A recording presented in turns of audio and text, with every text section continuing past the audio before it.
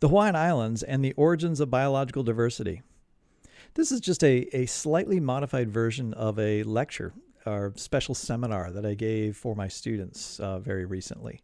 And in that seminar, we were kind of wrapping up a session in which we were discussing the mechanisms of maintaining diversity in the world and adaptation of organisms to different environments. And so we wanted to step back and ask the question, can we just look at one particular place on Earth and just ask some basic questions about why do we see what we see in that place? And so I'm going to ask that question here. If you were to go to the Hawaiian Islands, and more specifically, if you were to go to the Hawaiian Islands and be one of the first people to be there, so it hasn't been influenced by human beings yet, and ask yourself, what would you have seen? What was the native flora? What was the native fauna for the first people that arrived at the Hawaiian Islands? And then ask yourself, once you know what you would have seen there, how did it come to be that way? Why is it that the Hawaiian Islands look so different than other places in the world? That is a question of the origins of biological diversity. And so let's explore that question coming up.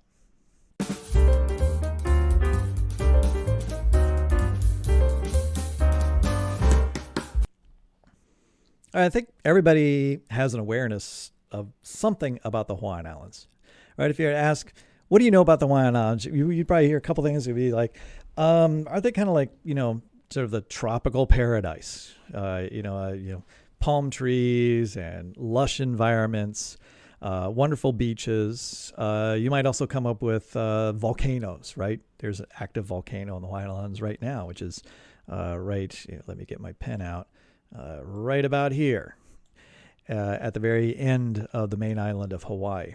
And of course, all the islands are composed of volcanoes.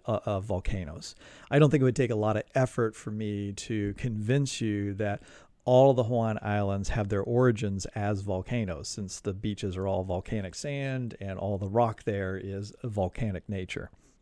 All right. And in fact, in this particular image, you're seeing not just the islands above the ocean surface, but you're seeing the topography below the ocean surface, showing you that these are, in fact, enormous mountains that rise up from very deep in the sea, tens of thousands, well over 10,000 feet below sea level. And if you look right here to what would be the southeast, there is a large mountain that's forming. And I say forming because Lohi is an active volcano. And so quite regularly there is volcanic emissions from the top of this mountain. But we're still some 3,178 feet, well, that was a few years back, below sea level. But someday, as that continues to grow, we would expect that it will eventually reach the surface. At that point, that'll be the newest island. And it already has a name, Lohi. So welcome to Lohi, future Hawaiian island, future tropical paradise. But it's certainly not going to be a tropical paradise when it first arrives, right? Because when it first arrives, it's going to be naked lava that's extremely hot, right? With no life on it. And so that really gets us to the question, right? Where then, if all these islands are volcanic in nature, where then did the animals and plants that live on them come from? How did they originate? Where are they derived? So that's the question we want to explore. Let's take a look at some features of the Hawaiian biota, because we need to familiarize ourselves with some of the distinctive nature of the Hawaiian biota to draw out why this question is interesting, right? About why the biota is the way it is.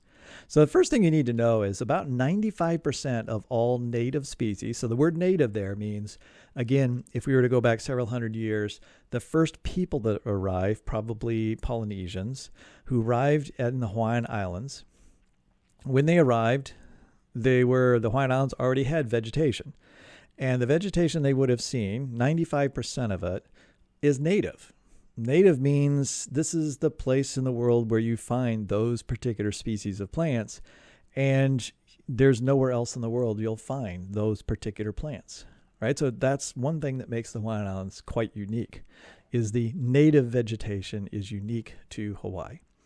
There's a high diversity of plant species and habitats. And so, although you might think of it as a tropical paradise, there are portions of it that are tropical because they have immense amounts of rainfall. But there's also something called dry tropical regions, which just mean they have a seasonality, very wet, but also very dry seasons. And they also have high elevation environments because there are mountains that are well over 10,000 feet that are barren landscapes that are either very dry or if they're moist, they're very cold. And so there is a variety of ecological environments among the Hawaiian Islands. There's also some peculiar features of the plants that are there.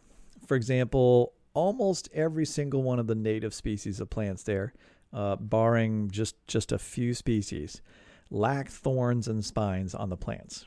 And typically think of thorns and spines as defensive mechanisms, right? Please don't eat me. I will stab you if you try to chew on me. And yet the native Hawaiian vegetation essentially lacks thorns and spines. And so you have this lush environment. It's one of the things that makes the Hawaiian Island forest really fantastic, well, except for the plants that have been brought there by us from other places.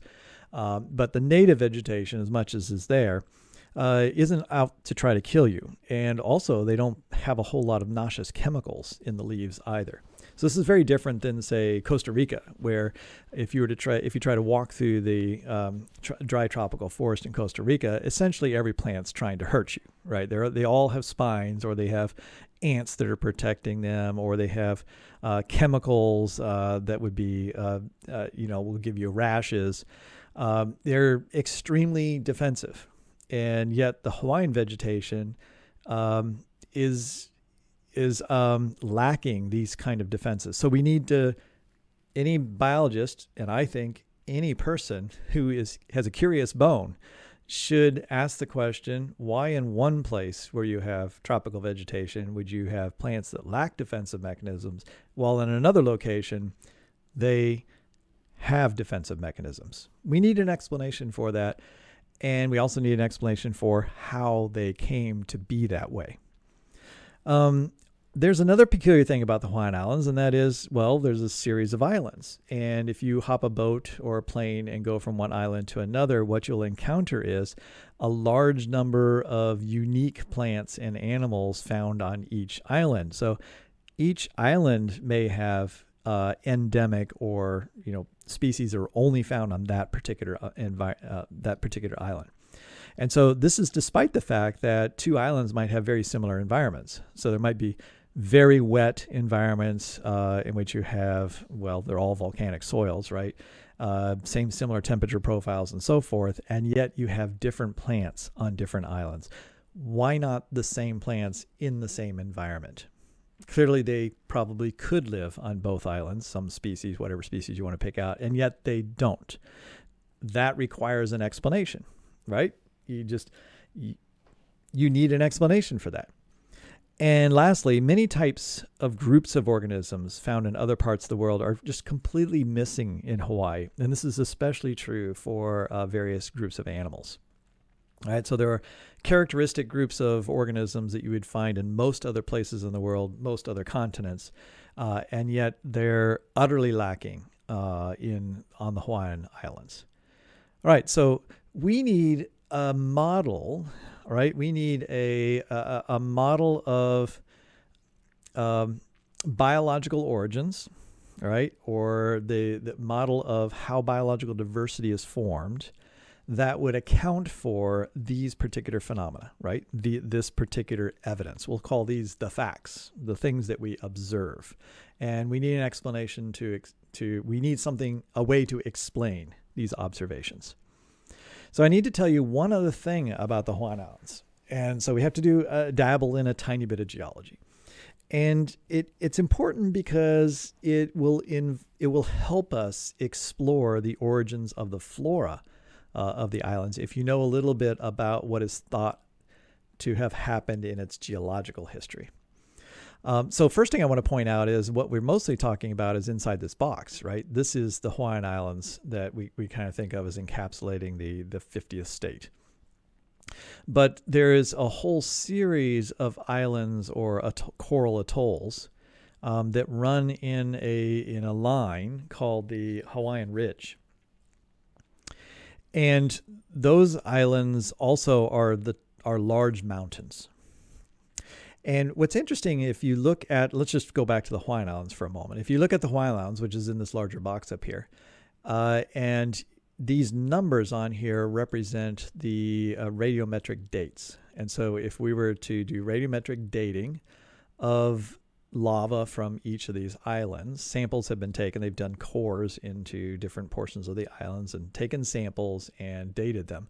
You'll see 4.9 over here, 5.1. That's millions of years. So 4.9 million years, 5.1 million years, 2.6 million years, 1.3 million years, 0.8 million years, 0.15, 0.43. Well, that's 430,000 years, 150,000 years, 380,000 years, 10,000 years, and over here we have, 40 years. So suggesting this is a very young portion of the Hawaiian Island. Where is the active volcano? I mean, the active volcano is over here, Mauna Loa, or Kilauea. Mauna Loa has also been active as well, which is more like here. And Mauna Kea is sort of in the center. And so the phenomena here is that you'll see the very clear trend, right? You went from oldest to youngest. And if you look down here, we also have 42 million years. And as we move toward the newest island, which would be the main island of Hawaii, and then I showed you Lohi, which is an actively forming new island that's off to the southeast. And so that represents the newest, freshest magma. So this is a very clear, obvious trend of age, right? Progression. So irrespective of whatever you might think about radiometric dating, let's say you're skeptical of radiometric dating, the observation of how much radioactive elements are still present in these rocks, which is just a measurement, all right, changes in a predictable fashion as you move from the farthest islands on the Hawaiian Ridge to the most recent ones. And that's backed up by just your eyesight, all right? Your eyeballs will tell you that if you went to Kauai, so if you've ever been to the Hawaiian Islands and you visited multiple islands, if you went to Kauai, you would recognize this is kind of this tropical paradise where there really aren't very many tall mountains, and the mountains that are there are very worn down, right? It's a very, you recognize it was probably a volcano at some point, but no one there is living in fear of this erupting anytime soon. It's a very apparent that the island is an old volcano that has been eroding for a long period of time. And then as you move to the younger islands, the volcanoes become more obvious, right? You know, they have more sharper peaks. They're taller. And then on the main island of Hawaii, you have these massive mountains that are very tall, and you have naked lava fields where nothing has been able to grow on it yet over the last hundreds of years or thousands of years because of the activity of volcanoes. And so the eyeball test tells you, and even the native Polynesians that came there came up with various stories about the Hawaiian Islands and their own stories of the origins of the islands. They didn't know anything about radiometric dating, but they observed and had this idea that the youngest island was Hawaii and the oldest one was Kauai. And that's just from eyeball observation. All right, so this is going to play into some of the things I'm going to tell you about the flora and fauna of these islands, because we're going to look at what plants are living on these various islands and how they're different from one another. And it may have a little bit to do with how long the island has been there, right? So in this model, you'll see that the island of Hawaii, the island itself has probably only existed for 500,000 years, according to the radiometric dating here. Whereas Kauai has been available for residents by organisms living on it for several million years. And one could ask, does that make a difference for the types of flora and fauna and the diversity of organisms that are found on those particular islands? One other thing about the geology, you might wonder, well, why is there a chain? And why is there this apparent progression of oldest island going to youngest island? And the prevailing theory, geological theory, involves plate tectonics, the idea that the crust of the ocean is moving along with the continents that are very slowly moving, and the idea that there is a hot spot or an upwelling of magma from deep in the earth. And that spot right there punctures through the oceanic crust. And so the magma is rising, heat is rising, it's melting through the crust, and then it comes out and it forms a volcano. I mean, that's what most volcanoes come from. But the crust is moving away. And so very slowly the crust moves away, but the hot spot, if it remains in the same area, that's why it's called the fixed hot spot. If it stays in the same spot, the crust moves away and it loses its connection, right? Because it's not going to bend over here and then come up. And so as it moves away, it simply melts a new hole through the crust and then forms a new island. So that's what Lohi is it's just the next spot where it's probably directly over the current hot spot. And some of that hot spot's still connected to Kilauea, but eventually Kilauea is going to go cold, just like the islands on the volcanoes on the other side of the island of Hawaii have been dead for quite a while. That's why there's cities and people living there, and none of them have volcano insurance because there's no reason to believe that there's going to be any active volcano in that region anytime soon. But on this end of the island, yeah, sure, it's a problem. All right, so if this plate is constantly moving, it's been dragging the islands away, and that's why the one that's the farthest away is the oldest, and the one that's the closest to the hotspot is the youngest island. So all of this is really fantastic confirmation of the plate motions and plate tectonics. And you can calculate how fast the plate's moving simply by dividing the age of the island by the distance to the hotspot, and that gives you the average rate of motion. And the really cool thing about that is the average rate of motion as measured by radiometric dates is the same as the motion measured by satellites, all right, and lasers today, where we are actually looking at the plates moving in current time. And those numbers match each other. That would be an incredible coincidence and an unexpected result if radiometric dating was completely unreliable. But let's move on from radiometric dating. Let's get to the Hawaiian Islands, their origination, and then talk about the flora and the fauna there. Where did the life in Hawaii originate? So I'm going to propose this train of thought. Regardless of how old the Hawaiian Islands are, however old you may think they are, young, super old, whatever, the origins of the islands appear to be volcanoes that rose up out of the sea. Really, I think everybody agrees. They're volcanoes. The original version of every island was a volcano coming up out of the ocean. During the eruption that formed the first Hawaiian island, it's reasonable to assume that there weren't any plants or animals on the first piece of land, right? It's going to be hard to live on a scalding hot piece of melted rock. Therefore, both the animals and plants that are on the island today, they had to have some form of origin. You can't just say they were always there. They came into existence somehow for these Hawaiian Islands or on these Hawaiian Islands. So now when I think through what are the possible explanations for where these plants and animals came from, here's what I come up with. All right, what are the possible origins of the Hawaiian biota? Okay, I can only think of two categories of explanations. One would be the organisms originated on the islands themselves. And I can only think of two explanations for that. That either evolved over time from chemicals to cells, then to organisms that they are today. Right? There's rock. That rock had to then have chemicals that then evolved and changed into cells somehow. And those cells then would have had to progressively advance to the point where they developed all the different types of plants and animals that are there. Right? Essentially, origin of life, and then the continuity of life and diversity and diversification to the present day. The other possibility is the organisms that we see in the Hawaiian Islands that are native, not ones we know we've brought there, because we know that we have brought pigs there and we've brought rats there and so forth.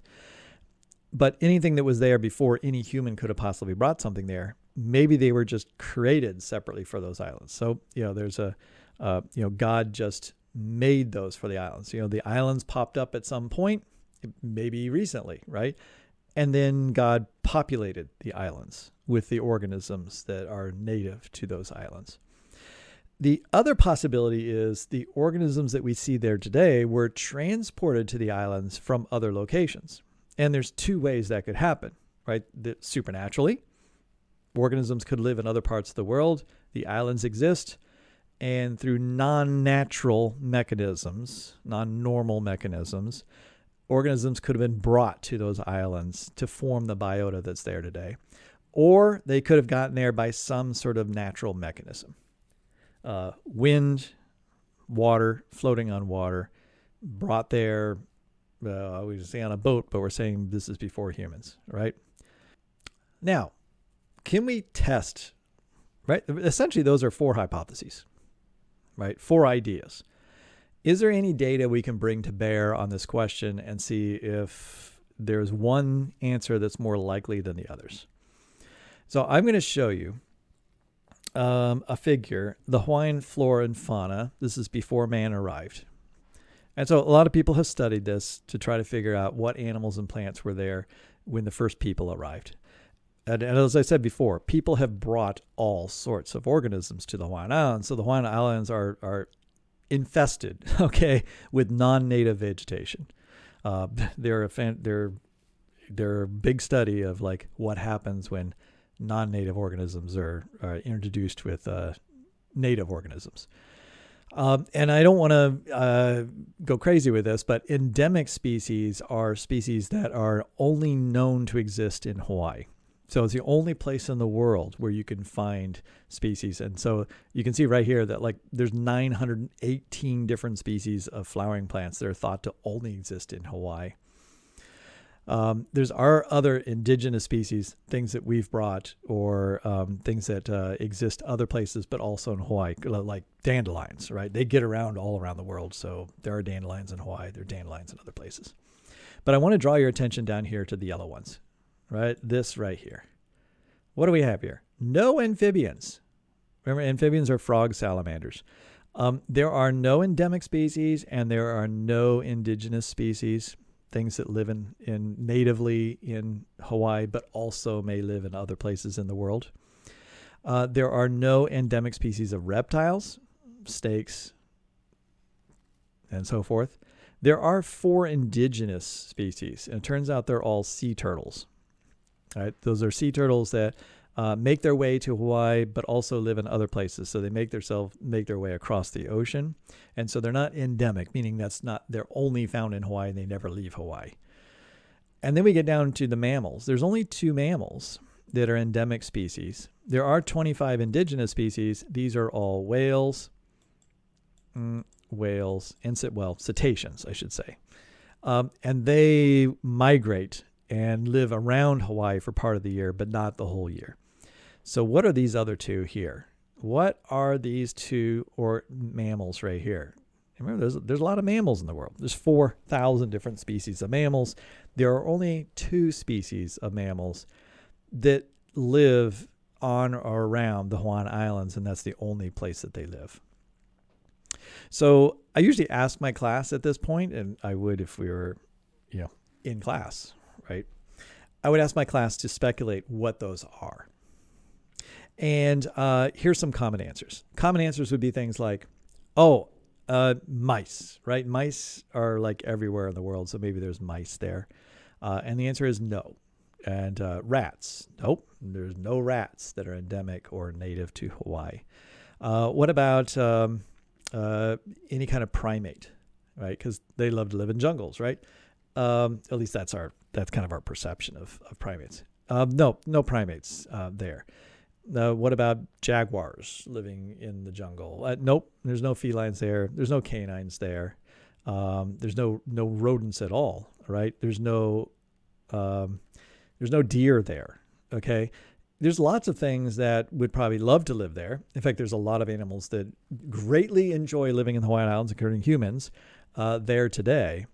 But the first people that arrived would not have found any mammals except for these two. And the two fit a particular criteria that helps us understand or draw a conclusion about the four hypotheses. Those two are these right here. One of them is a bat. So that's a mammal, but it's a mammal that can fly. All right. So potentially, and that would be our hypothesis, is that this bat was a bat that lived in another part of the world and then managed to fly all the way to Hawaii. Didn't necessarily want to do that. Maybe it got lost as it's flying out across the ocean somewhere, and maybe there's a big storm, gets disoriented, and then just keeps on flying, and it had just enough energy to make it to the Hawaiian Islands. And once it got there, it was like, I'm not going back, right? That's a long way to go. I'll just make a home here. Maybe it was a pregnant female, right? Because you can't just be a single lone male, make it to a desert island and create a new population, right? So that's what makes it really difficult to start a population on Hawaii. You've got to get there, and it's a couple thousand miles away from the nearest piece of land. And there's also the Hawaiian monk seal. So obviously seals can swim, and they potentially could swim across vast portions of the ocean, in which case if they came to the Hawaiian Islands, they would then maybe stay at the Hawaiian Islands because it's a perfectly comfy home and they now are native. But here's what I want you to ponder for a moment. What I've been saying is, so what this data suggests is that only organisms that have the ability to get to the islands are the types of organisms we find on the Hawaiian Islands today. In other words, what's the story of the origin of the fauna and flora of the Hawaiian Islands?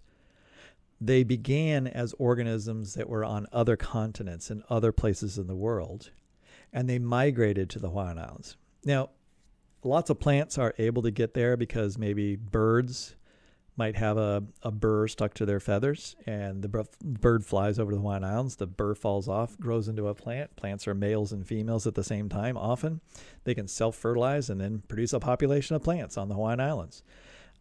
Spores can fly in the air long distances. That's where fungi come from. Even ferns could have gotten there that way. So there's everything, every single organism that's native to the Hawaiian Islands, you can look at and you can say, I can imagine a scenario in which this organism was able to manage to get to the Hawaiian Islands from the mainland. Whereas there's no elephants there, right? There's no, and even mice. They're not going to be able to swim that far, and they're not going to survive the trip, which would take probably a year if it was just on a piece of floating vegetation in order to get to the Hawaiian Islands.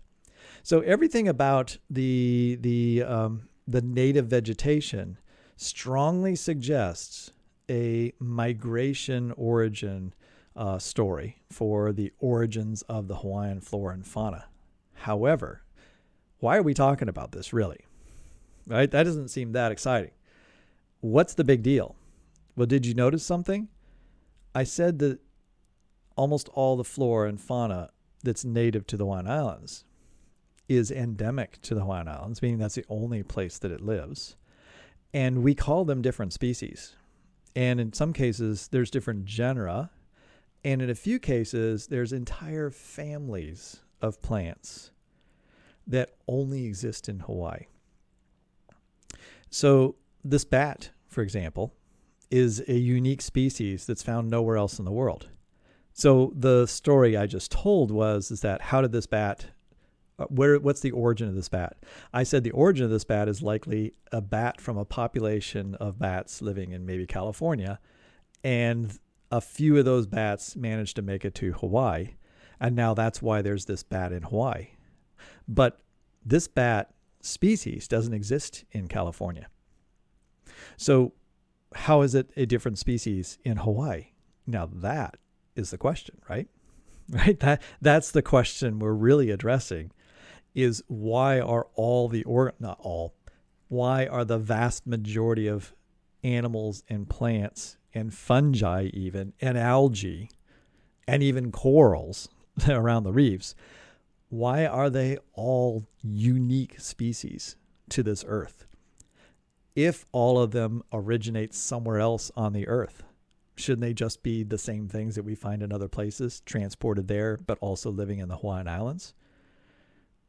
All right, that's our mystery that we need to solve. So here is a potential explanation for the observation we just made. So what is the evolutionary explanation for the origins of life on Hawaii? Evolutionary theory would posit that organisms arrived in the Hawaiian Islands from other continents over a period of millions of years. So those radiometric dates suggest that some of the islands have been there for 5 million years. And really, the islands that are farther out away from those islands are 8 million years old, 10 million years old, 15 million years old, 20 million years old. So that means some portion of the Hawaiian Islands has been above the sea surface for 20 to 40 million years. So there's been a long period of time in which the islands have been available to be colonized from other places. All right, so organisms arrived over a period of time, not all necessarily at the same time, and then underwent what's called adaptive radiation to the new environment, because the environment they've come to would not be identical to the environment they were in before. And so when organisms experience new environments, they're going to attempt to adapt to that new environment to become more fit for for the set of conditions that they're going to be living under now. And that includes having different competitors. Wherever they came from, they were competing with either other animals or other plants for resources. Now that they're on this island, they have different neighbors, because maybe there's even a mix of Asian and North American plants that are there. And they're now competing with each other in different ways than they had to compete before. This eventually results in the evolution of new species. When you have competition, adaptation, selection for different traits than they had in their previous existence, this will eventually result in the change of the organisms into uniquely adapted organisms. And then when you toss in mutations, as we've been talking about, right, they're going to experience different mutations that they can no longer share with their former relatives, which are on some continent somewhere. Any unique mutation that gives them an advantage in their new environment is going to be selected for, resulting in them becoming even more distinct from their cousins, which are on the mainland. And of course, the organisms on the mainland are also having mutations. They're also being selected for. Their environment may be changing, in which case they're adapting, but they're adapting to different conditions and therefore would be expected to become more different. So they're both differentiating themselves in different directions. So we talked about directional selection. They're both going in directions, but those directions are in opposite, or at least alternative directions from each other. So the longer you wait, the longer the time has elapsed since they shared a common ancestor, the greater the chance they're going to look more and more different. And so at some point, they are new species because they're so different. But those new species will continue to change and adapt, creating such great differences between them that we would then classify them as genera, because some of those species will even split into other species, right? They're on an island that has dry forest and wet forest. And when the plants move into two different areas with different conditions, they will adapt differently to those environments, therefore splitting into two species. And so now you're going to have a genus with multiple species in it, and then eventually you're going to have a family with multiple genera in it. And so you see this nested hierarchy of divisions of taxa and diversification over time into greater and greater differences. All right, now that's the very large, big, overview. But what I'm here to do now is I want to show you some examples. Right? Do we actually see this type of thing happening, or can we infer that this is happening from observations of real samples there today? So this would be the model, right? You have, say, plant species living in California. And then a few seeds managed to make it to Hawaii. And this is a very, a rare event, right? There aren't many things making it to Hawaii today other than we're bringing them there. But naturally, it's hard to imagine many new things getting there in any particular year.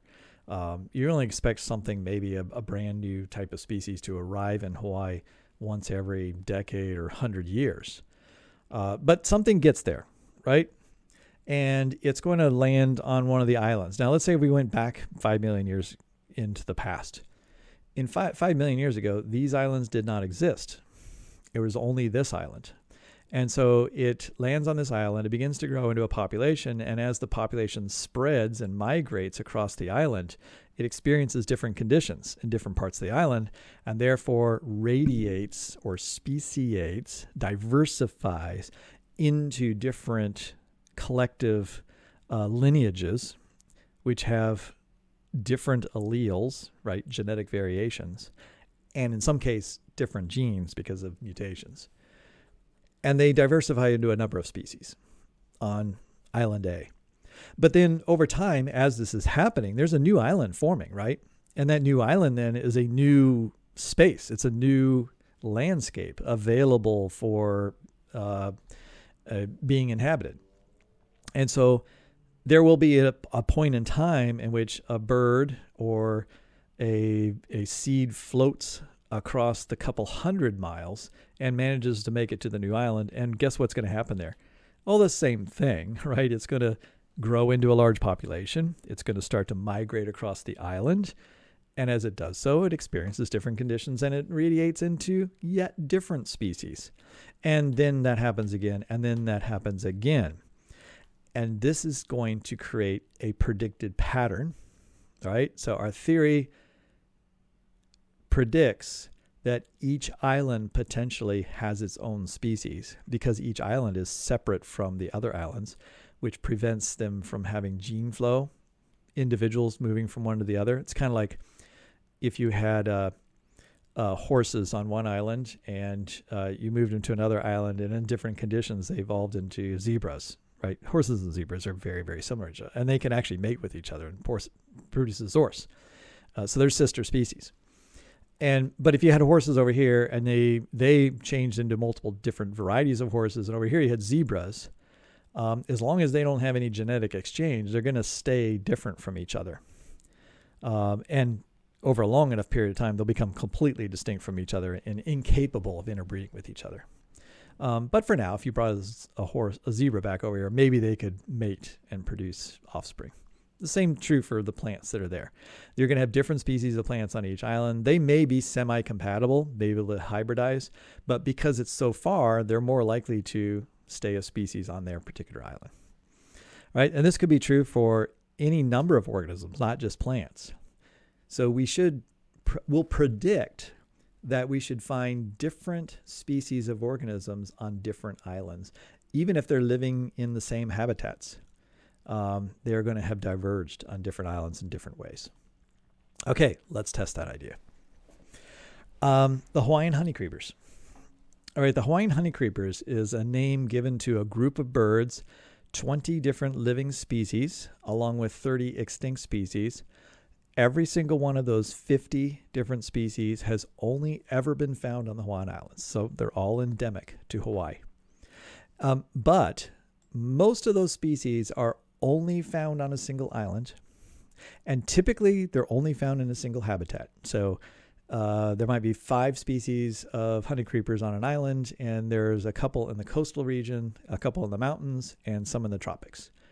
Right? And they have different characteristics because they're eating different kinds of fruits, or they're eating seeds. That's why they have different beaks. You see this? Nectar feeders, small prey, insects, and here's a fruit and seed eater. Usually the thicker beak is the cracking big nuts, right?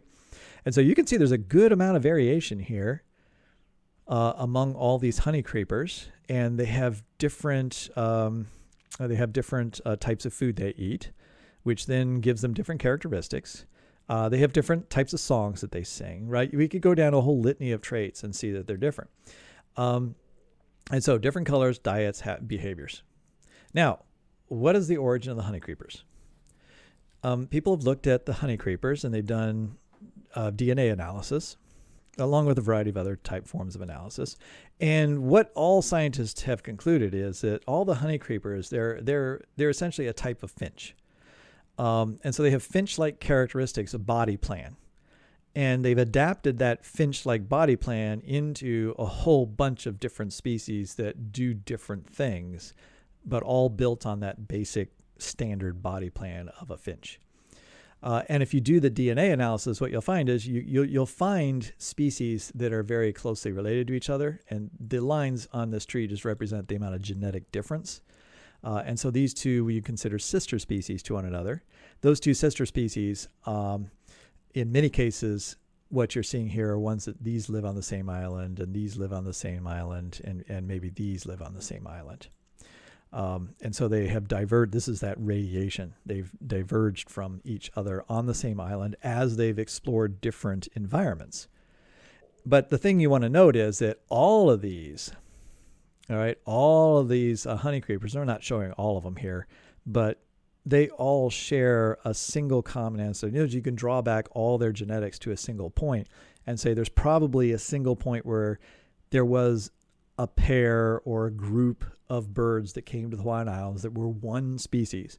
That one species that made it to the first island has since diversified into 20, well, actually it would have diversified into at least 50 different species on the Hawaiian Islands. And each island, they've diversified differently. So there are different species on all the islands. Now, where did all these come from? This original finch. Well, they've done the genetics on other finches that live in other parts of the world because there are like over 1,000 finch-type animals, birds. And what they found is there's this thing called the rose finch, and the rose finch is from, I think, Southeast Asia. And it's the finch that they have looked at so far that is genetically most similar to honeycreepers. So we're not saying that the rose finch itself is the finch that got to the Hawaiian Islands and then became all the honeycreepers. What we're saying is that the rose finch is a cousin, the closest cousin to the honeycreepers. And the way to envision this is here's a branch, right? And so if it represents time moving up, if you go back in time, you could say like there's some kind of common ancestor finch. Finch, like, I'll say, basic body plan of a finch. And there might have been a bunch of other species alive at the same time, but there is some species of finch that then diversified into two species of finches. One of those managed to get to the Hawaiian Islands. So let's say right here they get to, some individuals from this species gets to the Hawaiian Islands, and they begin, oh, actually I already had this circle there for that.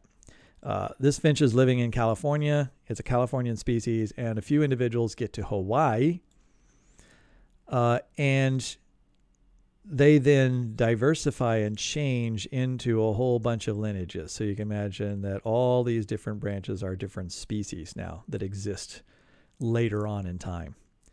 And then over here we had a different population in California, and then it diversified into a bunch of different species of finches. And there's a particular finch, the rose finch. I shouldn't say California, it's Southeast Asia. So all these are living in Southeast Asia. There's a common origin to a bunch of species there. And there's one of them that happens to be the most similar. So if you just track down here and then back up here, it's the most similar to this particular group. There's probably other finches. In fact, there are other finches in this group that are very similar to the rose finch. And so you could say as a group, they're very similar to the honeycreepers. But they're not honeycreepers, right? I mean, nobody confuses honeycreepers for other species of organisms on Earth. And but it's also pretty clear that the honeycreepers share certain characteristics. So they evolved characteristics in the common ancestor to the honeycreepers, the first ones that got there and experienced really different conditions. And then those honeycreepers shared those unique traits with all their descendants, but their descendants also added a whole bunch of new traits so that each species has its own unique characteristics over time. Okay. took a little bit of time on that one. So let's go a little faster through some of these others. Hawaiian crickets. There's 240 species of crickets in Hawaii. Yeah, if you thought there was a lot of crickets in the world, just imagine how many species there are in the world if there's 240 different species in Hawaii. It's an especially speciose place for crickets, but nonetheless, that's a lot of crickets. Every single one of these is only found in Hawaii. Every single one of these species that have been identified of Lapala crickets are only found on the Hawaiian Islands. Every single one of those species is only found on a single island. So each species is unique to a particular island. So each island has a lot of different species of crickets. And all of these are thought to have evolved from probably a single cricket. So a single egg, an egg that arrives in Hawaii, or an egg sac, I guess you could say. Probably an egg sac, right, on a bird's wing, stuck to its feet or something like that. Now, the egg sac would represent a single individual that then created, a single female that had that batch of eggs. And then those eggs hatch in the Hawaiian Islands. Then they begin to grow into a population and mate with each other, forming more and more and more crickets. But of course, we would expect those original crickets from one individual to be very genetically uniform, not a lot of diversity in them. So where in the world did all of this diversity come from? Now, I know they all look, not that different, but every one of these is identifiable as a unique species, and many of these have probably been tested and they don't really even mate with each other, so they obviously have some genetic differences. So that's where we go back and we say, where do the differences come from between species? Well, they're going to have added a bunch of mutations, right? They've each experienced hundreds of thousands of mutations over a period of millions of years, in which case they have changed thousands of their genes over time. And natural selection then has selected for all those variants and sculpted these different varieties or species of crickets, each one on its own island, to very specific habitats. But it doesn't stop, the pattern doesn't stop here. Remember we talked about the age of the islands? So if we go down here and we ask, where did crickets come from? And we do a genetic study, that's how we know that all 240 crickets are all related to each other, because you can do the basic genetics of them and find out every single one of the crickets on Hawaii is more similar to each other than they are to any other cricket in the world. But if you were to ask, where is there a cricket in the world that is the most similar to Hawaiian crickets? Well, they have found one, right? It's I can't remember what P stands for. It's a different genus. It's not Lapala. But there's a different genus which just recognizes it's morphologically quite different than the Hawaiian crickets. And this particular species has been studied, and there's been a bunch of individuals looked at, and they have a certain amount of variation. That's what the little lines here are for. But then you'll see how similar is it to the Hawaiian ones? Well, you have to drag back. If you go back here, we'll see. All right, we go up here, and this little double hash mark means they're so different that we're just going to chop out the length of the line. So the line really probably goes way out here, representing lots of genetic changes. Nonetheless, this cricket is genetically the cousin to all the crickets on the Hawaiian Islands, the living cousin of all the crickets on the Hawaiian Islands. Now, if you look on the Hawaiian Islands and we ask ourselves, how are the Hawaiian Island crickets related to each other? Did you notice that there's a series of crickets on these green lineages, and there's a bunch of different species here, and all those species are closely related to each other. They're all genetically similar to one another. Those are the ones on Kauai. Yes, Kauai. I get my island straight. And then if we ask, what are they related to? Well, they are related to some ones on this next island, which they have cousins on the next island who have cousins on the next island. And then of these, one of them must have managed to hop over to the main island of Hawaii. And on the main island of Hawaii, they have diversified into a bunch of different species on the main island of Hawaii. And so we see a bit of a pattern of hopping from one island to another, and then on each island you have adaptive radiation. You have diversification of species into multiple different habitats on each island, creating multiple different species on each island. So even on each island, the crickets are generally more related to one another than they are to crickets on other islands. So that same pattern is true even on each island, not just for the Hawaiian Islands compared to the rest of the world. Does this remind you of anything? Right? It should remind you of something. It sounds eerily similar to what Darwin observed in the Galapagos Islands, which is something that stimulated his thinking in terms of speciation and the origin of species. Right? He visited the Galapagos Islands, spent a good amount of time there. So that's a series of islands that are just off the coast, 605 miles away from South America, whereas Hawaii is 1,860 miles from California. So they're a lot closer. And this series of islands, what he noted there was, right, he saw finches that were different on the Galapagos Islands versus the time he spent over here in South America. He made a lot of observations of the flora and fauna there. And he started to really make the connection that all the plants and animals here, like the Galapagos tortoise, there's a type of tortoise that lives in South America, but it's not the same tortoise as lives in the Galapagos Islands. Right? There's enough differences between them. I thought this is a different species. The finches, different species. Right? The iguanas, different species on the Galapagos Islands. And then he also noticed that on each island of the Galapagos Islands, there were different species of birds.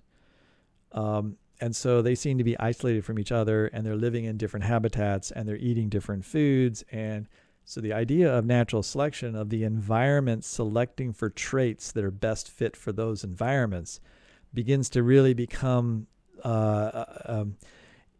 embedded in his brain, right? When he's observing these particular animals and plants. So, for example, here are a bunch of finches. We've just been talking about finches because we were saying that the honeycreepers are a type of finch. They're an adaptive radiation of finches on the Hawaiian Islands to the specific conditions of the Hawaiian Islands. And if you think about all these other finches, they're adapted organisms to various songbird adaptations to various places in the world.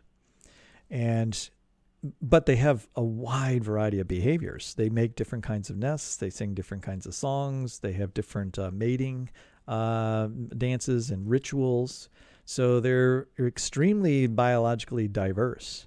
But they do have enough things in common. That's why we put them in a large group called the finches. But if you look at the cactus finches, that's what Darwin recognized. There is a finch that is similar in South America. And then he noticed there's a bunch of different finches in the Galapagos Islands. And he suggested that a finch from the South America came to the Galapagos Islands, formed a population, which then migrated to other islands, and on each island experienced different conditions and eventually adapted to those different states or different conditions. All right, so whoops. Let's talk plants for a minute. So let's just in general, there are 32 endemic flowering plant genera on the Hawaiian Islands. So those are groups of species, all found only on the Hawaiian Islands. There are 800 different endemic flowering plant lineages on the Hawaiian Islands. Many of the genera exhibit this older to younger island dispersal pattern, where it appears that the most diverse, genetically diverse species or groups are found on the oldest islands, and then you have your youngest, more immediate adaptive radiation happening on the youngest island. So classic example. This has been used many, many times. I'm not going to be the first person to talk about the Hawaiian silver swords, but I won't be the last either because it's a great example. The Hawaiian silver swords consist of 3 genera of plants that are only found on the Hawaiian Islands, and we think that all 3 of these groups are related to each other. So they represent one larger group of genera related by a common ancestor. So you have Wakeezia. There's 23 different species on all that are found on various islands. You have Debaca, which is only found, there's two species that are only found on Kauai, and Agrophyxium, or is it Agroxium, Agroxiophium? I don't know how to say that. Let me not say that at all. 5 perennial species, and they're found on Maui and Hawaii, a couple of the younger islands. So let me introduce you to a few of these things. So this is DeBoccia arborea over here. And you can see the habitat, not exactly tropical forest. It's more possibly tropical dryland forest and higher elevation forest. And DeBoccia, I'm not going to say the last name, the specific epithet of that, but it's found on Kauai, and this is found in a location where there's like 1,000 centimeters of rain a year, so truly a tropical forest, all right, rainforest. And it's more of a kind of a pincushion type plant. These two are in the same genus. I know they look very, very different from one another, but they produce very similar flowers, and genetically, they're closely related to one another. And so here's another Debaca. So this is, growing at high elevation, receiving a lot less rain. This is Wakeezia, one of only 2 species, both of which are found on the island of Kauai. So it has this huge inflorescence that pops up, and an inflorescence is just a large group of flowers. And this plant is a sunflower. So if you were to categorize it in a larger group, all of the Hawaiian silver swords or silver sword alliance is called, the 3 different genera, they're all a type of sunflower if you wanted to place them in an even larger group. And so you're familiar with sunflowers. And it's a little hard to see here, but these right here are basically large sunflowers. You just have a large group of sunflowers on this. At the base of this plant, it has a rosette of leaves, and embedded in those leaves are these very fine hairs. And I point those out because these characteristics on this plant are not ever seen or have ever been seen in any other sunflower of the other 15,000 species or 20,000 species of sunflowers that grow in the rest of the world. And so if these are sunflowers that came from sunflowers somewhere else, these are characteristics that are special adaptations for the Hawaiian Islands, in this case, for living up in high elevation on lava under very difficult conditions. And so they have these hairs that are sort of a thermoregulatory, right? They're sort of protecting the plant against the brutal winds and snow that they're going to experience. And so the main point I'm trying to make is the plants of the Hawaiian Islands have specializations, right? They have unique attributes that are unlikely to will ever be seen in other sunflowers in other parts of the world. So where do they come from? Where they come from is they must come from mutations, adaptations of genes that they had as a sunflower, but they have modified them over time and reshaped them into new characteristics which can give them advantages in the Hawaiian Islands. Here again is a little closer up of this Hawaiian silver sword, showing this group of flowers. Remember, a sunflower is an aggregate of hundreds of flowers all compacted together to make what looks like one floral head, but it's actually a composite flower of multiple flowers. So that's why it's in the sunflower family, and it clearly is a type of sunflower. Some of them growing really high elevation. Here's Debaca again. Look at the leaves of this plant compared to the leaves of some of those other plants. So they've completely reorganized their leaf structure into these compact pads that are for desiccation resistance. And so it shows just how much modification has occurred, how much adaptation has occurred in these plants. Tree forms versus shrub forms in the same species, in the same genera.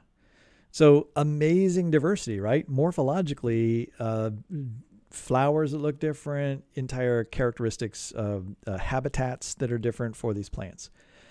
But you put it all together, and if you start to look at all the plants and you ask, how similar are they to each other compared to the rest of the world, and you get the same answer, you find out that every one of these Hawaiian species of the Silver Sword Alliance, of the 3 genera, so here's one genus, here's one genus, and then, Actually, there's a bunch of genera here.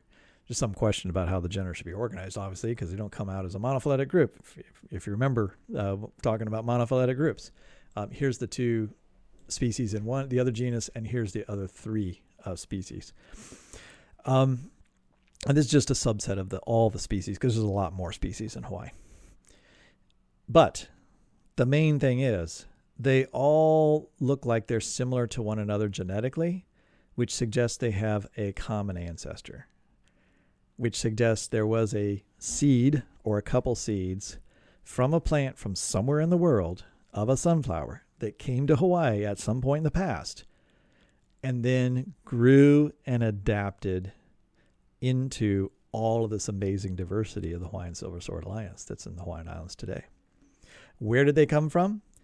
Somebody wanted to know, right? And so they went out, Bruce Baldwin and colleagues, they went out and they looked at molecular characteristics to look at how similar genetically other sunflowers are to the Hawaiian sunflowers. And what they found out is there's this genus, Relardiopsis, tarweeds, and Madia.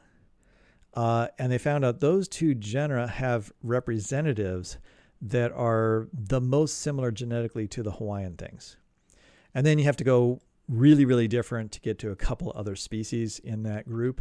And then the rest of the sunflowers are like way out here, really, really different. Like your big sunflower in your garden is genetically far distantly removed from the Hawaiian silver swords, even though it is still a sunflower in terms of the family that it's in.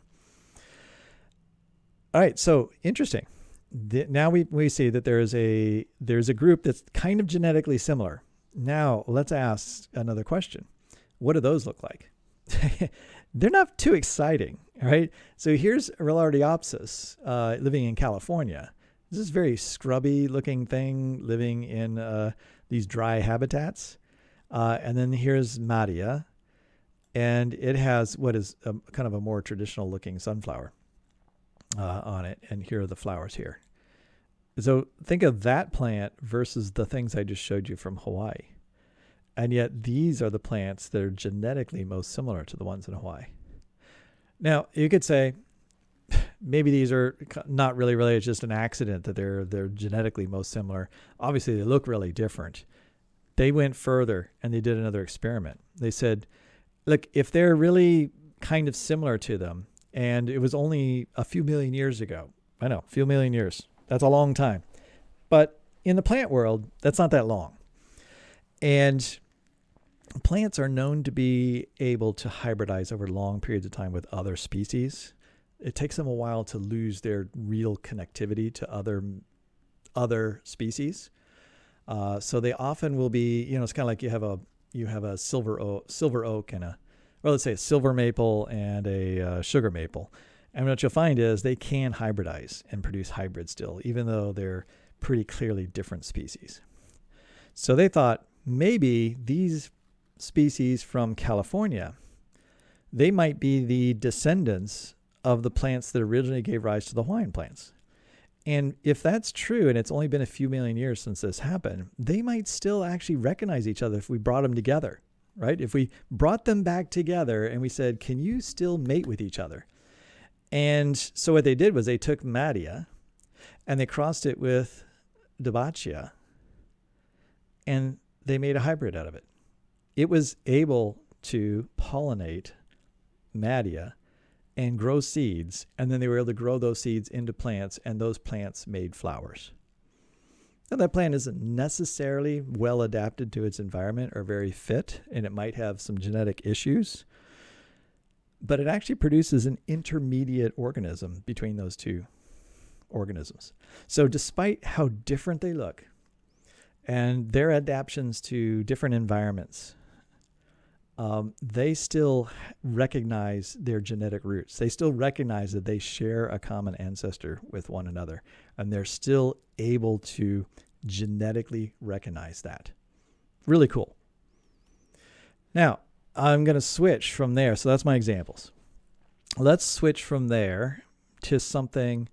Let's explore this idea and sort of broaden it out to bigger questions. So what is evolution? And let's talk about this micro versus macro evolution thing, which I hate the terms, but everyone hears them and thinks they know what they are, so we have to talk about them. Evolution, in its, like I've been telling you, in its basic meaning is just change over time. That's not very exciting, not very controversial, right? What's biological evolution? Biological evolution, change in allele frequency over time. It's just saying the genetic attributes of species, of populations, will change from generation to generation. And if that occurs, that's a form of biological evolution. So if you take that and now you ask, what's microevolution? Well, microevolution is change in allele frequency over time, small scale changes in allele frequencies. So one allele goes up in frequency, another one goes down because one's being selected for and one's being selected against. Or random events may push allele frequencies up and down. Remember, we talked about genetic drift as another force that affects populations. So sometimes that's called change below a species level. And that's how I would characterize it. That's what's happening from generation to generation to generation. Populations are adapting to local environments and gradually changing.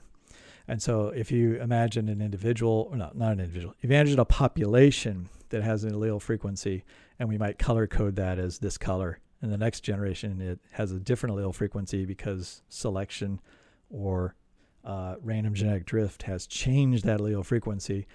And then the next generation is a little different, next generation is a little different, next generation is a little different. And especially if there's directional selection, in other words, if there's a specific environmental pressure, either competitor or a particular resource or a change in the climate that pushes an organism to adapt to a new situation, you can expect that organism to have consistent change over time, such that the population at the beginning, if you look at it many generations later, could be significantly different, either with respect to that particular gene or most likely a whole set of genes, in which case the organism might be, palpably different than its ancestor. Now, at some point, it's going to become so different that this population is so different than its ancestral population that we would call them different species. And if that happens in two different places, so if you had an original population and it moves into two different locations, like I'm on the side of this mountain, I'm down here in the tropical forest. These two populations are going to experience different changes, right?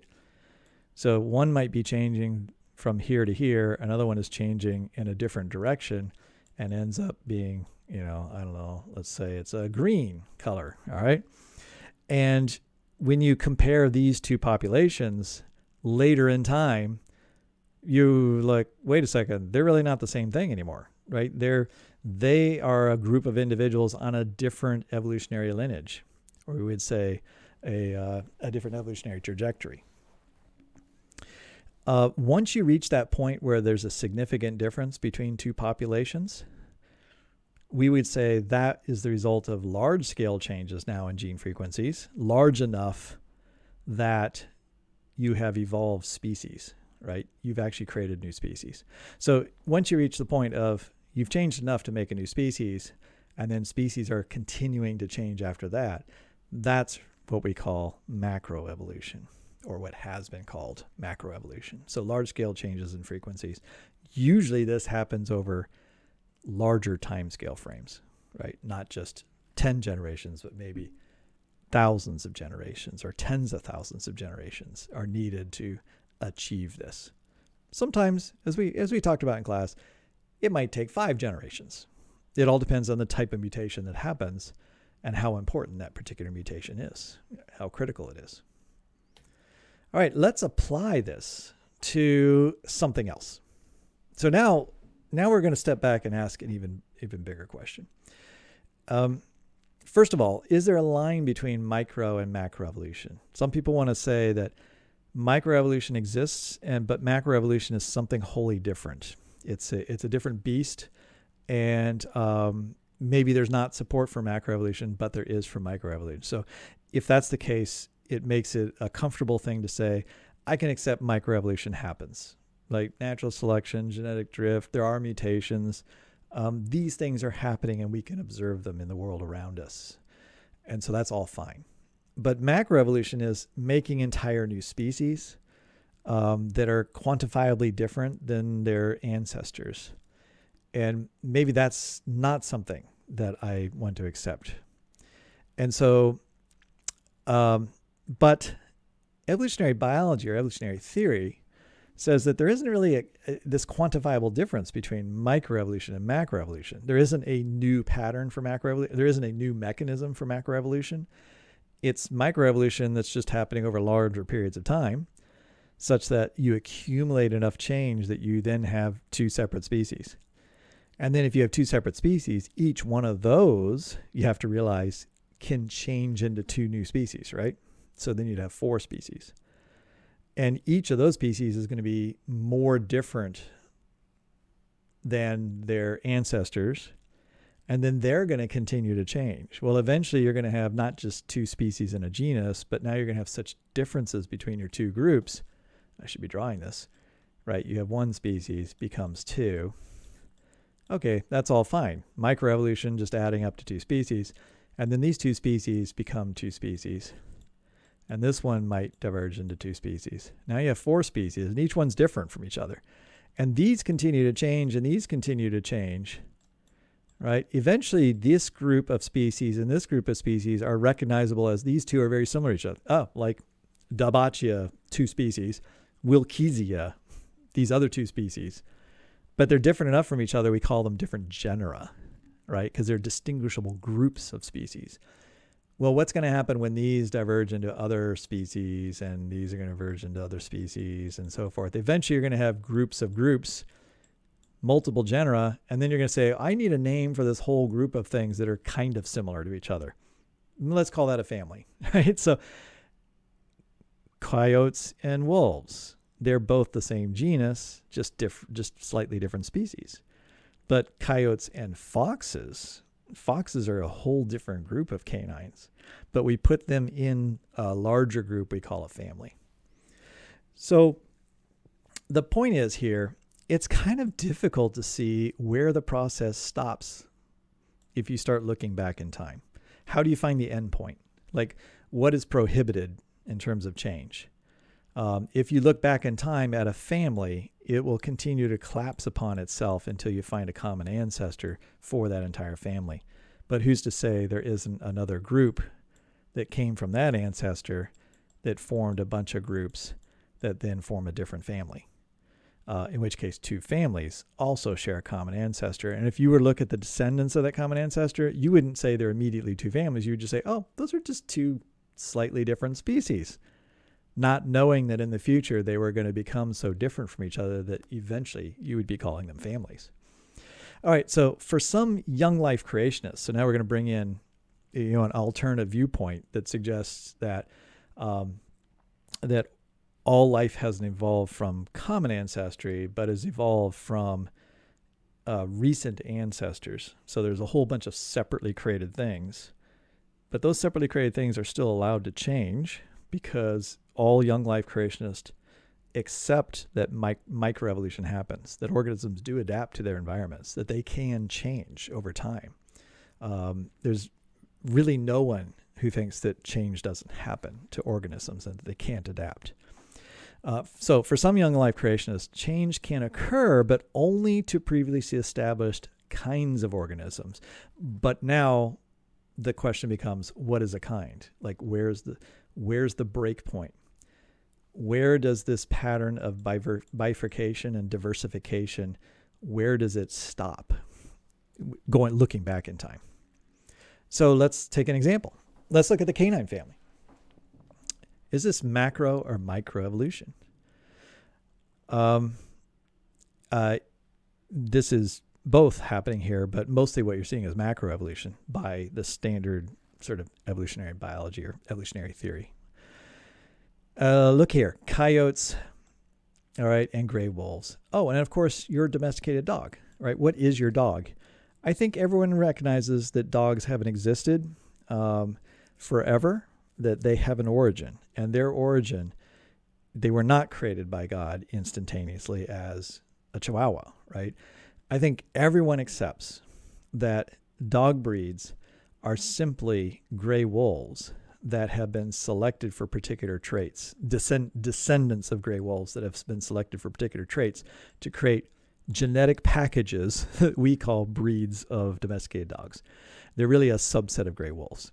Or in this case, we'll say they're the sister group. They're related. The most closely related thing to a dog is a gray wolf. But of course, there's this thing called a coyote. All right. And a coyote is a recognizable, distinguishable species that's different from wolves, even if they can interbreed. They can hybridize. They just don't do it very much. And if these coyotes and gray wolves, I think most people, and this includes every young earth creationist that I know, they would say that gray wolves and coyotes were not separately created, but they share a common ancestor, which means if you go back far enough in time, there weren't gray wolves, there weren't any dogs, and there weren't any coyotes. There was a common ancestor, a single species. It could be a population of thousands of individuals, but nonetheless, that population, that species at that moment in time wasn't coyote, wasn't gray wolf, it wasn't a dog. It simply had the genetic potential to adapt and change into what would be dogs, gray wolves, and coyotes, especially when you add and toss in a few mutations, right? It wouldn't have all the potential, doesn't have all the ability to become those things, but it has the genetic framework, right, for making other dog-like things. Do you see where we're going to go with this? It's like, those are related by common ancestor. Those are all related by a common ancestor, but you have to go back farther in time. All of those are related by common ancestor, but you have to go back farther in time. That's what the genetics suggest. And maybe all of these are related to one another, in which case you're going to have to trace all this back to a common point that's an ancestor of all of those. This is macroevolution because it is changing one species into another, which changes into other species, which change into other species, which change into other species, and so forth. And create more and more and more and more genetic diversity that is becoming more and more different. I mean, an Arctic fox is quite a bit different than an African wild dog. But if you looked at their ancestors and you said, what did their ancestors look like? This ancestor and, let's go back here. Yeah, this ancestor and this ancestor to this one and this ancestor, eventually you guys go into here. They probably looked really similar to each other, right? Because they hadn't diverged very much at that point. So you kind of have to ask yourself what your threshold is. if you want to say to yourself, I don't believe that all organisms could have evolved from a common ancestor, but I believe that some things have evolved from common ancestors. The difficult part of this is finding the break point. And some people say, oh, well, it's canines, right? That's what Ken Ham does. Ken Ham says, hey, look, every one of these things is a canine, and everyone recognizes they're kind of similar to each other. They have similar characteristics, so therefore they have a common ancestor. That's what came off of Noah's Ark. There was a pair of canines that came off Noah's Ark. They then became a population that divided into two groups of populations that eventually evolved into these two main groups of canines, and some of those eventually evolved into foxes. But I do want to point out to you that these numbers on here represent chromosome numbers. And so there's huge differences in the number of chromosomes that each of these species have. So it's not just tweaking some genes and expressing them a little bit differently. It's also rearranging the chromosomes, combining chromosomes, breaking chromosomes apart. There's some wild stuff going on here in terms of the evolution of the genome itself among all these organisms. Any evolutionary biologist is going to say this is a tremendous amount of evolution that has happened from the common ancestor to the point that we're at today with the living species. And we're not even talking about the 100 different extinct species that also must be fit into here somewhere. So we could step back and we could say, how much have organisms changed? The Hawaiian example is a pretty clear-cut example of I think forces really everybody to say, yes, some speciation must happen, because most of the species on Hawaii are only found on Hawaii. So unless God, right, created particular species unique to the Hawaiian Islands, just for the Hawaiian Islands, without any common ancestry with anything else on Earth, if you don't want to believe that, right, if you're not going to like go to that argument, your only other choice is to say, this thing was a different species at one time that came to the Hawaiian Islands and it adapted there and changed into what it is today. And it did that by some natural mechanisms, natural selection, genetic drift, had mutations, and the environment has sculpted those organisms to fit their particular environments. I will throw out one alternative hypothesis, because there's always other alternatives. If you would just talk about one species, you could say, like that bat, you could say that bat used to exist in California. There was a population. Some of them went to Hawaii, and then all the ones in California went extinct, and now that's why they're only found in Hawaii, and that's why it's unique to Hawaii. That's a valid hypothesis in the sense of it's possible. However, since there are thousands of species in Hawaii that are different than anywhere else in the world, you'd have to have the same explanation for all those species. And that becomes extremely unlikely that you would have vast extinctions of organisms of all around the world.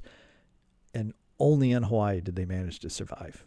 It's so much simpler to say that, just like the Galapagos Islands, organisms got to the islands, they experienced different conditions, they became different. They became different species, and they became different genera, and they became different families. So what I would suggest is, I don't think anybody holds this position today, which is that no evolution has happened, and that every single species, so think of the tips of this tree as individual species, right? Every one of these species has existed since the beginning of time, and none of them have changed into anything different than what they are. So really they're not connected to each other. They're just tips of branches, right? You could look at, God made every single individual organism out there, and they've just continued to propagate themselves as they are to the present. No one accepts that, right? So no one is a true statist, right? That everything in nature is static.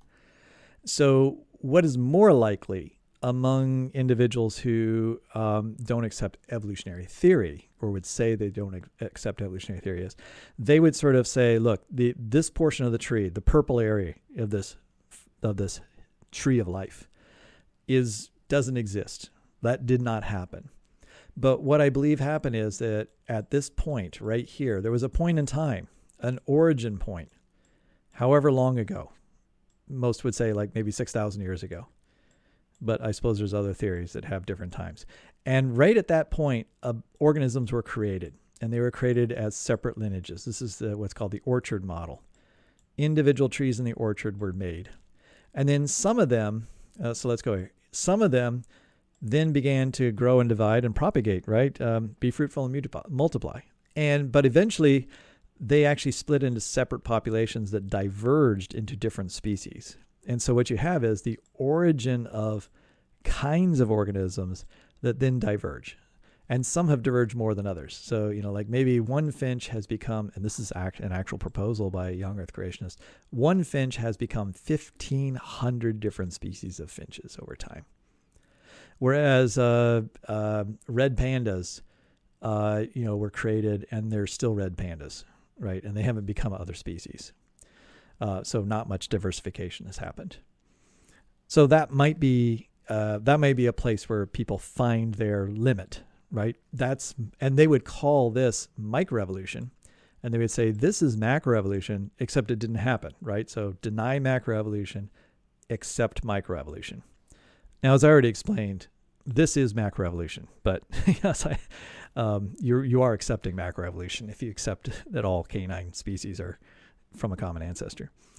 Some creationists, or let's call them young life creationists, push back the boundary, and they'll say that we can actually go back further in time, like all canines, all different kinds of dogs come from a single kind of canine. And so different families. This might be genera up here. These are different families. God created a bunch of families of organisms, representatives of families. And then they became lots of different types of things over time. There's still another question here, and that is, how far can they go? If we look in the future, will these become so different from one another that they will look like different kinds of created things? How will we recognize they're really in the same group and related to a single common ancestor, or a group of individuals that are common ancestors? God didn't have to create two things. It could have created 1,000 of the same kind. All right. Or maybe you want to push it back even further. And there are some creationists that will push things way back. All rodents are related to each other. Maybe all cetaceans, whales, porpoises, and so forth, they're all related to one another by a common ancestor. That would be pushing the nodes. That would be pushing creation way back here. And then saying all of this is microevolution. Maybe all of this is microevolution. All right. And this is macroevolution. All right. So this is a no-no, and this is what I believe has happened.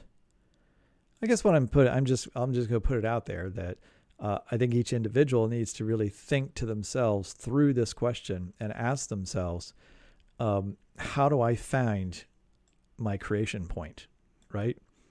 Is this the origin of life?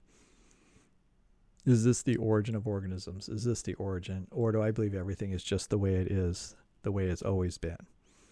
That, in a nutshell, is, everybody's worldview of the origins of biological diversity have to fit into something.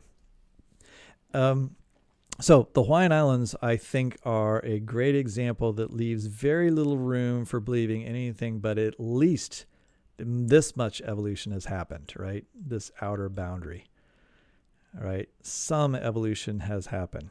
And it is evolution. You have to call it evolution. It's change over time. It's dramatic changes in low frequency, and it includes novel characteristics having evolved. And so that is evolution by any definition, any modern definition. All right, there we go. That's the Hawaiian Islands and the origin of biological diversity. I hope I've given you, stimulated you to think about some interesting questions with respect to how much change can happen, a little bit about how quickly that change might happen, and also maybe give you a tangible example of, look, we know that organisms must be able to adapt to their environments because we see on the Hawaiian Islands that it's unlikely that each species was created separately. And like I said, nobody, I don't think of any persuasion believes that every single individual species was created exactly as they are. And so therefore, species can form from prior species and common ancestors. And how far back can we look at common ancestors? How far can diversity be stretched? How much can organisms change? Those are just things that we have begun to explore in this particular lecture.